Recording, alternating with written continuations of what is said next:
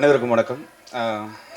Technician இவங்க உட்காந்துருக்கிறவங்க, performer, artist எல்லாரை பற்றி எல்லாரும் பேசிட்டாங்க. ஸோ ஆக்சுவலி என்னென்னா, ஒரு ரூ. 120 டிக்கெட் கேஷ் கொடுத்து ஒரு படம் பார்க்குறாங்க அப்படின்னா, ஒரு ஆடியன்ஸுக்கு வந்து பெஸ்ட்டாக ஒன்று கொடுக்கணும். அது கடமை. இவங்கெல்லாம் அது நல்லா பண்ணலைனா தான் நம்ம அதை பேசணும், பண்ணி தான் ஆகணும். ஸோ எல்லாருமே ரொம்ப டேலண்டானவங்க. ஒரு பெர்ஃபார்மராக நீங்கள் கவனிச்சிங்கன்னா, ஷேனாக இருக்கட்டும், இல்லை கலையாக இருக்கட்டும், இப்போ நீங்கள் ஒரு நல்ல கதை பண்ணுறீங்கன்னு வச்சுக்கோங்களேன். ஒரு டைரக்டராக நான் சொல்கிறது ஒரு ஃபர்ஸ்ட் டைரக்டரோ இல்லை ஒரு நார்மலான ஒரு டைரக்டர் நல்ல கதை பண்ணுறாரு அப்படின்னா, இந்த மாதிரியான முகங்கள் வந்து அவங்களுக்கு மனசில் உடனே வரும். இவங்கெல்லாம் வச்சு பண்ணலாம். ஏன்னா கதைக்கு தேவையான கதாபாத்திரங்களாக இவங்கெல்லாம் இருப்பாங்க. ஸோ என்னென்னா, நார்மலாக இப்போ ஒரு பெரிய ஹீரோ படம், ஒரு பெரிய பட்ஜெட்டில் இருக்கக்கூடிய ஒரு படம், இல்லை பெரிய டைரக்டர் படம் அப்படின்னா, அந்த கதை வந்து கரெக்டாக போய் சேருமான்னு தெரில, ஆரம்பித்த இடத்துலேருந்து ஒரு ஃபினிஷிங் வரைக்கும். ஏன்னா சில ஹீரோவுக்காக நம்ம என்ன பண்ணுவோம்னா, கதையை லைட்டாக சேஞ்ச் பண்ணுவோம். ஹீரோ வேற ஒரு ஆர்டிஸ்ட்டு வந்து பெரிய ஆர்டிஸ்ட் வருவாங்க, அவங்களுக்கு சீன்ஸ் கம்மியாக இருக்குன்னு சொல்லி தேவையில்லாமல் எக்ஸ்ட்ரா 2-3 சீன்ஸ் ஆட் பண்ணுவாங்க. ஸோ இதெல்லாம் என்னென்னா, ஒரு படம் கெட்டு போவதற்கான எல்லா ஒரு இதுவுமே இருக்கும். அந்த மாதிரி எந்த ஒரு வாய்ப்புமே இல்லாத படங்கள்னால் இந்த மாதிரி சின்ன படங்கள் தான். இது சின்ன படம்னு ஏன் சொல்கிறேன்னு கேட்டிங்கன்னா, இப்போ ஒரு மெட்ராஸ்காரன் ஒரு படம் வந்திருக்கு அப்படின்னு தேட்டரில் ரிலீஸ் ஆயிருக்குன்னு வச்சுக்கோங்களேன். அந்த படம் உண்மையாகவே நல்லா இருந்தால் எல்லா ப்ரெஸ்ஸுமே உண்மையாக நல்லா இருக்குன்னு எழுதுவாங்க. ஆனால் அது எவ்வளோ பேருக்கு போய் சேரும்னு எனக்கு சத்தியமாக தெரில. ஏன்னா நல்ல படம்னு சொல்கிற படங்கள், இப்போ நான் பண்ணுற படங்களே சில படங்கள் நல்ல படம், சின்ன படமாக இருக்கும், ஆனால் ஹிட்டு நல்லாயிருக்கும். ஆனால் அது நல்ல படம்னு எல்லாருமே சொல்லியிருப்பாங்க, ஆனால் எத்தனை பேர் பார்த்துருப்பாங்கன்னு தெரில. ஆனால் ஒரு பெரிய படம் நல்லா இல்லைன்னு சொல்லுவாங்க, அது பயங்கரம் வைரலாக இருக்கும். அது எல்லா ரிவ்யூவுமே பார்த்தீங்கன்னா, நல்லா இல்லைங்கிற ரிவ்யூவே பயங்கர வைரல் ஆகும். ஆனால் நல்லா இருக்குன்னு சொல்கிறது அப்படி ஆகாது. அதுக்கு என்ன ரீசன் தெரியாது. ஸோ ஆடியன்ஸ் தான் இப்போ இது வந்து தெளிவாகணும். எப்படின்னா, ஒரு கண்டென்ட் படம் அப்படின்னா அதில் ஒரு கண்டென்ட்டுக்கு எந்த பாதிப்புமே இல்லாமல் ஒரு டீம் படம் பண்ணியிருப்பாங்க. அதில் இவங்கெல்லாம் நடிச்சிருந்தாங்கன்னா இப்படி இருக்குங்கிறது ஒரு மென்டலி நீங்கள் பாருங்கள். அதுலேயும் தவறுகள் நடக்க வாய்ப்பு இருக்குது. பட் அப்படி தவறு நடக்காமல் வந்திருக்க ஒரு படம் இது அப்படின்னு நான் நம்புகிறேன். நான் சொல்கிறது ஒரு அதிக பிரசங்கித்தனமாக பேசுகிறேன்னு நினச்சிடாதீங்க, எனக்கு தோன்றதை சொல்கிறேன். ஆக்சுவலி இந்த படம் ஃபர்ஸ்ட் ஹாஃப் வந்து பேக்ரவுண்ட் ஸ்கோர் பண்ணியாச்சு, செகண்ட் ஹாஃப் போயிட்டுருக்கு. சில சீன்ஸ் எல்லாம் பார்க்கும்போது பார்த்தீங்கன்னா, இப்போ நமக்கு மியூசிக் வந்து எங்கே பண்ணணுன்றது, எங்கே பண்ணக்கூடாதுன்றது, முக்கியமாக எங்கே பண்ணக்கூடாதுங்கிறது இருக்கும். ஒரு ஆர்டிஸ்டோட பெர்ஃபார்மன்ஸில் வந்து நம்ம வந்து நம்மளும் மியூசிக்கை போட்டு அப்படியே வாசித்து வந்து அப்படி பண்ணுறதுங்கிறது அதுக்கு நான் உடன்பாடு இருக்க மாட்டேன். ஏன்னா ஒரு பெர்ஃபார்ம் பண்ணுறாங்க, அதோட அமைதி, ஒரு ஆம்பியன்ஸ் இருக்கும். இப்போ நம்மளுடைய ரியல் லைஃப்பில் எடுத்துக்கோங்களேன், நமக்கு ரியலாக இன்றைக்கி ஒரு இன்சிடென்ட் நடந்திருக்கலாம், போன வாரம் நடந்திருக்கலாம், ஒரு கஷ்டப்பட்டுருப்போம் நம்ம. அப்போ எந்த மியூசிக்கும் நீங்கள் கேட்டிருக்க மாட்டீங்க பக்கத்தில்.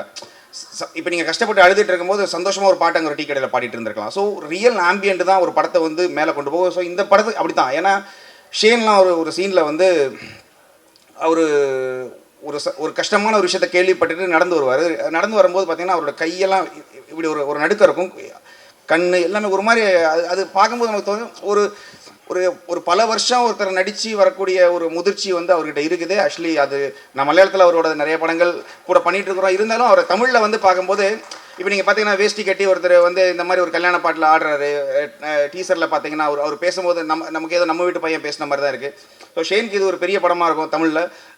இதுக்கப்புறம் நிறைய படங்கள் ப்ரொடியூசர் சொன்ன மாதிரி அவருக்கு நிறைய படம் வரும். ஷேன் மட்டும் இல்லை, கலையரசன் அவருக்குமே பார்த்தீங்கன்னா, நான் கீழே உட்காந்துருக்கும்போது சொல்லிட்டு இருந்தேன் அவர்கிட்ட, அவருக்கு ஒரு இது ஏன்னா ஒரு ஆர்டிஸ்ட்டுக்கு வந்து பெர்ஃபார்ம் பண்ணுறதுக்கான ஸ்கோப் கிடைச்சா தான் அவங்க பண்ணுவாங்க. சும்மா ஒரு சீன்ஸே இல்லைன்னு வச்சுக்கோங்களேன், அவங்க ஏதோ வந்து போயிட்டு தான் இருப்பாங்க. பட் அவங்களுக்கு ஒரு சீன் கிடைக்கணும். ஸோ இந்த படத்தில் எல்லாருக்குமே, ஐஸ்வர்யா முதல் கொண்டு நிகர் முதல் எல்லாருக்குமே பார்த்தீங்கன்னா பெர்ஃபார்மன்ஸ் பண்ணுறதுக்கு ஸ்பேஸ் இருந்துச்சு இந்த படத்தில்.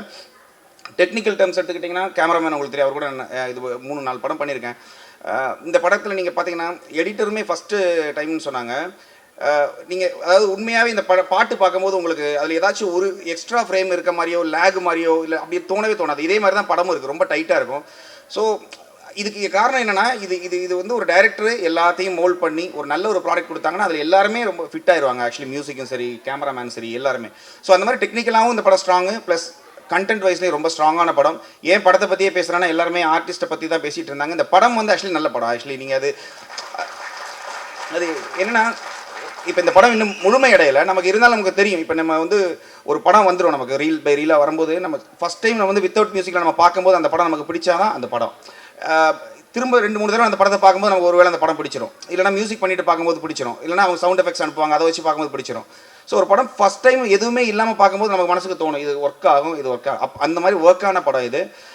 ஏன்னா இதில் நிறைய எமோஷன்ஸ் இருக்குது. இப்போ நீங்கள் பார்த்த மாதிரி இப்போ ஃபைட்டு, நம்ம ட்ரெய்லர் கட் பண்ணும்போது, டீசர் கட் பண்ணும்போது அதில் ஒரு பிஸ்னஸ் ஆங்கிள் இருக்கும் எப்பயுமே. அதில் அது உண்மையாகவே அது வந்து ஒரிஜினலாக அதுதான். டீசர் கட் பண்ணுறதுங்கிறது ஆடியன்ஸை உள்ளே வர வைக்கணுங்கிற ஒரு விஷயம். ப்ளஸ் பிஸ்னஸ் பாயிண்ட் ஆஃப் வியூவில் கட் பண்ணுவாங்க. ஃபைட்டு வேணும், பாட்டு இருக்கணும், வில்லன் பயங்கரமாக இருக்கணும், இப்படியெல்லாம் இருக்கும்.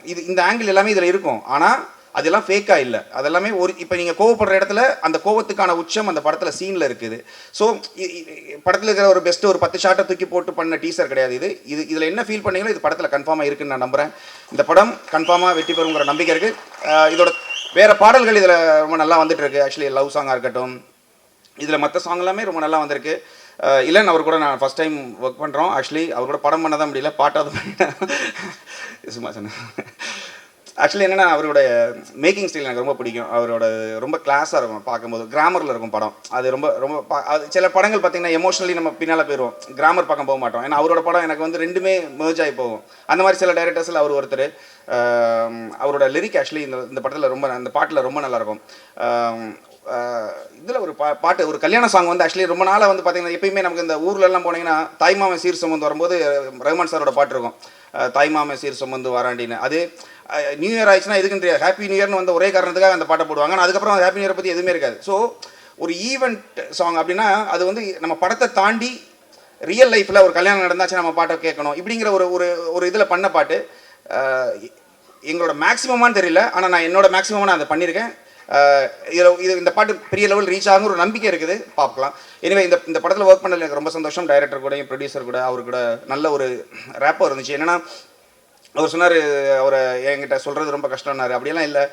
என்னென்னா இப்போ அவங்க ஒரு பாயிண்ட் ஆஃப் வியூவில் இருப்பாங்க. ஒரு படம் ஒரு டைரக்டர் வந்து எழுதும்போது ஒரு சீன் இருக்கும், ஒரு மியூசிக் இருக்கும் அவங்க மைண்டில். அதை வந்து ஒரு ப்ரொடியூசர் கிட்ட சொல்லும்போது அவர் வேற ஒரு விஷுவல் பார்ப்பார். நீங்கள் ஒரு நாவல் படிக்கும்போது உங்களுக்கு அப்படி தான் மைண்டில் வரும். நீங்கள் அந்த கதாபாத்திரத்தை எங்கேயோ ஒரு ஒரு ரிவரில் பக்கத்தில் நடந்து போயிட்டு இருக்காருன்னா உங்களுக்கு இமேஜினேஷனில் வேறு இமேஜினேஷனில் விஷுவல் இருக்கும். ஸோ அதை எடுத்து வரும்போது வேற ஒரு எடுக்கிற இடம் வேறு மாதிரி இருக்கும், அவங்களுக்கு அது மாறிடும். ஸோ அவங்க கதை கேட்கும் போதும் அவர் கதை எழுதும்போது அவங்களுக்கு வேறு மியூசிக் இருந்திருக்கலாம். பட் ஆடியன்ஸாக நமக்கு, இப்போ நான் ஆடியன்ஸாக தான் ஒரு படம் பார்ப்பேன் ஃபஸ்ட் எடுத்தோடனே, நமக்கு அது வேறு ஒரு ஆங்கிளில் இருக்கும். ஸோ அந்த டைமிங்கில் பண்ணும்போது அவங்க அதுலேருந்து வெளியில் வந்து நம்ம பண்ண மியூசிக்கை வந்து ஓகே பண்ணுறதுங்கிறதே முதல்ல ஒரு பெரிய டாஸ்க். அது நம்ம வந்து மிக சிறந்த ஒரு மியூசிக் பண்ணாலும் அவங்களுக்கு அது பிடிக்காம தான் இருக்கும். ஆனால் அதை வந்து அவங்களுக்கு புரிய வைக்க நான் எந்த ஆங்கிளில் பண்ணியிருக்கேன்னு சொல்லி. ஸோ அந்த மாதிரி விஷயங்கள் தான். மற்றபடி அவங்க இப்போ வாலியெல்லாம் இல்லை, வாலி வந்து ஆக்சுவலி அவரோட ஒர்க் பண்ணுறது எனக்கு ரொம்ப கம்ஃபர்டபுளாக இருந்துச்சு இந்த படத்தில். சின்ன சின்ன விஷயங்கள் தான். ரெண்டாவது ஒரு நல்ல ஒரு ப்ராடக்டாக இருக்குது. இது என்ன சொல்கிறது, எல்லாம் ஜோக்கு சிரிக்கிறது அதெல்லாம் தாண்டி இந்த படம் வந்து நீங்கள் பார்த்து வெளியில் வரும்போது உங்களுக்கு ஏதோ ஒன்று, எதையுமே நம்ம மிஸ் பண்ணலங்கிற ஒரு ஃபீல் வரும். அடுத்தடுத்து இதோட ஈவெண்ட்ஸ் நிறையா இருக்கும், அதிலெல்லாம் பேசுவோம். Anyway thank you so much.